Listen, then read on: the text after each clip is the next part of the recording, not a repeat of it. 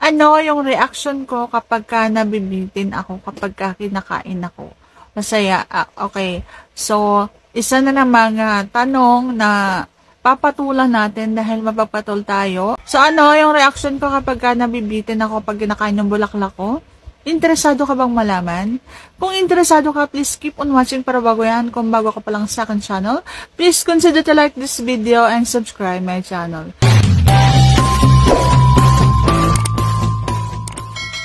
Ayan. So, ang reaction ko si syempre, yung hindi naman sa nagtatandrams ako, hindi ako ganon. Kasi kapag kinain ka, so syempre mauwi yan sa palakpakan. Doon ako maghihintay. Hintayin ko nga masulit yung nararamdaman kong pagkabitin kapag nagpalakpakan na. Okay? So kapag nabitin pa rin ako sa palakpakan doon na ako tatahimik, sisimangot, ganyan. So, sinasabi ko talaga na ano ba yan? Ang bilis naman. Ano? So, ganon. Tapos ka na agad, di mo ko inintay yung mga ganon. Malapit na ako eh. Sarap na eh. Ganon. So, ganon ang mga time na sinasabi ko kapag ako yung nabitin. So, totoo lang tayo guys. Ako, siyempre, hindi naman laging napufulfill yung gusto natin kapag ang partner natin, halimbawa, pagod or stress, yung mga ganyan. So, lagi natin iisipin na hindi lang tayo, hindi lang dahil hindi na nasunod yung gusto natin is magtatantrams na tayo, yung ganon.